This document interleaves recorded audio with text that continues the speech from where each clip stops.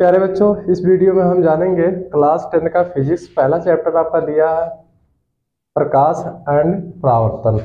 चलिए देखते हैं प्रकाश क्या होता है। आपका दिया है पहला हेडिंग है इसमें प्रकाश। देखिए प्रकाश की जो परिभाषा होती है, मान लीजिए हम किसी अंधेरे कमरे में ट्यूबलाइट या मोमबत्ती जलाते हैं। सबसे पहले जो उसका प्रकाश होता है वो वस्तु पड़ता है, उसके बाद हमारी आंखों को संवेदित करता है, इसे भी प्रकाश कहते हैं। अब प्रकाश की एक शॉर्टकट में परिभाषा है, प्रकाश की एक शॉर्टकट में परिभाषा है, ठीक है। उस बीकण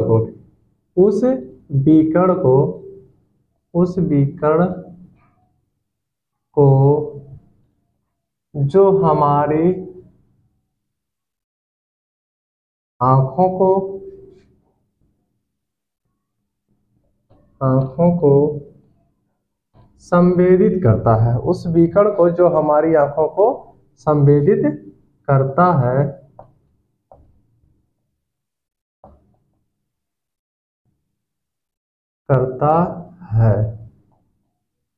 प्रकाश कहते हैं। चलिए प्रकाश के बारे में हो गया। हम जानते हैं प्रकाश का निर्वात में प्रकाश की चाल होती है। निर्वात में प्रकाश की चाल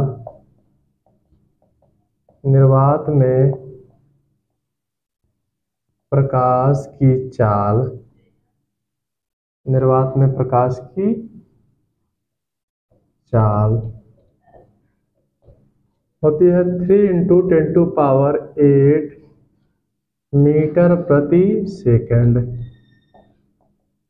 चलिए प्रकाश का तरंग दैर्ध्य होता है, प्रकाश का तरंग दैर्ध्य होता है 3900 एंगस्ट्रॉम से 7800 एंगस्ट्रॉम। हम जानते हैं कि 1 एंगस्ट्रॉम बराबर होता है 10⁻⁻10 मीटर।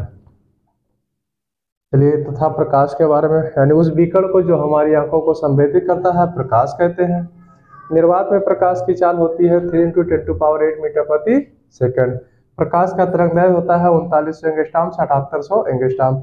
1 एंगस्ट्रॉम बराबर होता है 10⁻⁻10 मीटर। चलिए प्रकाश हो गया। अब आपकी दूसरी हेडिंग है,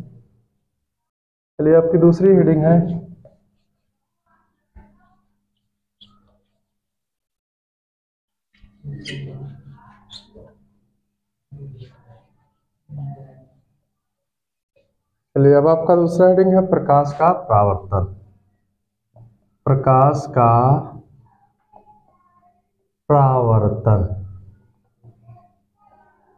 चलिए प्रकाश का परावर्तन। अब देखिए इसको याद करने के लिए हम एक काल्पनिक फिगर बनाएंगे। फिगर हमारा होगा, मान लीजिए ये दर्पण है, ये मान लेते हैं सूर्य का प्रकाश है, ये सूर्य का प्रकाश है। जब प्रकाश की किरणें यानी मान लीजिए यहाँ से किरणें निकल रही हो, ठीक। जब प्रकाश की किरणें किसी पालिशदार व चिकने तल पर पड़ती हैं, तो इसका अधिकांश भाग वापस लौट जाता है। प्रकाश का चिकने तल से टकराकर वापस लौटने की प्रक्रिया को प्रकाश का परावर्तन कहते हैं। चलिए हम नोट कर दे रहे हैं परिभाषा।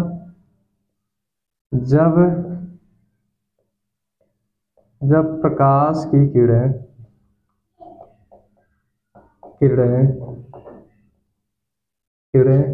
किसी पालिशदार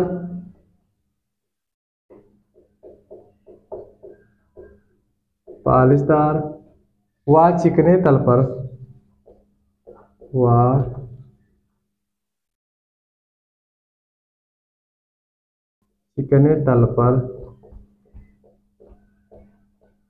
पड़ती हैं, तो उसका अधिकांश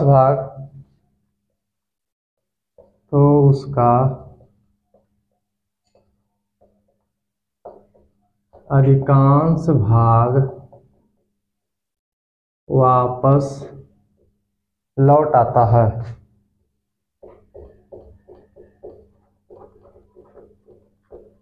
अधिकांश भाग वापस। जब प्रकाश की किरणें किसी पालीदार व चिकने तल पर पड़ती हैं तो उसका अधिकांश भाग वापस लौट आता है। प्रकाश का चिकने तल से टकराकर वापस लौटने की प्रक्रिया को प्रकाश का चिकने तल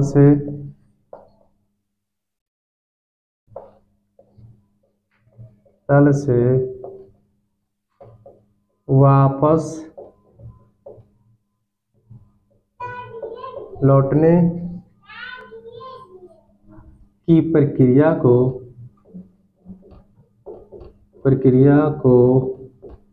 प्रकाश का परावर्तन कहते हैं।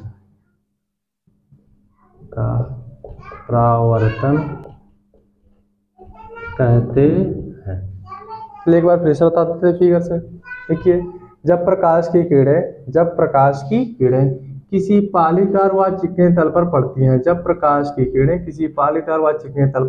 हैं, तो इसका अधिकांश भाग वापस लौट जाता है।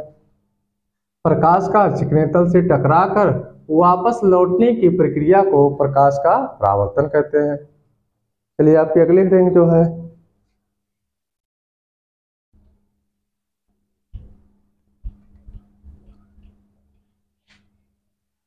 अब हम जानते हैं आपकी अगली हेडिंग है प्रकाश के परावर्तन के नियम। प्रकाश के परावर्तन के नियम। प्रकाश के परावर्तन के नियम। अब देखिए प्रकाश के परावर्तन के नियम, हम क्या करेंगे, इसको फिगर से ही याद करेंगे क्योंकि फिगर से आसान होता है। देखिए सबसे पहले हम इसका फिगर बना लेते हैं। चलिए फिगर बना लेते हैं। इसको हम कहते हैं आपतित किरण। आपतित किरण। यह आपका होगा अभिलंब।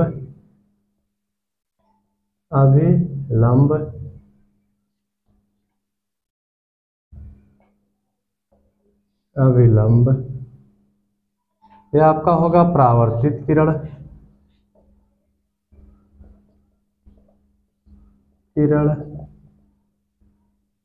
चलिए इसमें प्रिंट किया गया है।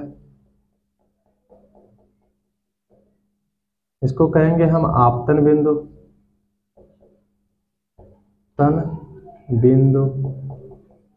देखिए आपका पहला नियम जो होगा, फिगर से हम सीखेंगे। आपतित किरण आपतन बिंदु पर अभिलंब तथा परावर्तित किरणें तीनों एक ही तल में होती हैं। फिगर से ही आसान है। आपतित किरण आपतन बिंदु पर अभिलंब तथा परावर्तित किरणें तीनों एक ही तल में होती हैं। ले लोड कर दे रहे हैं इसको। आपतित किरण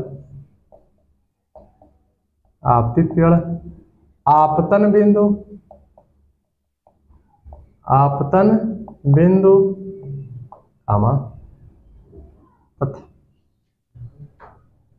बिंदु पर अभिलंब तथा परावर्तित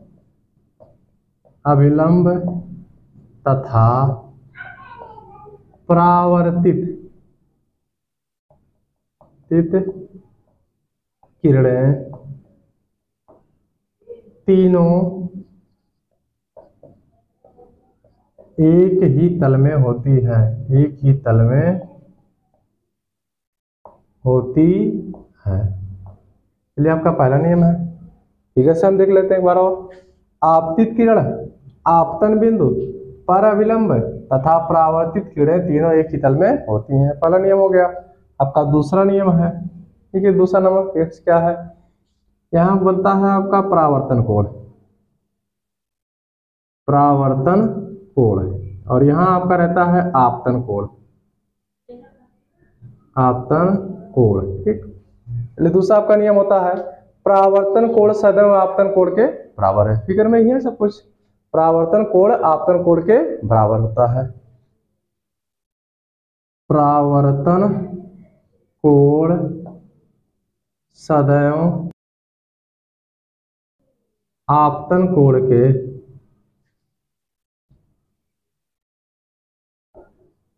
आपतन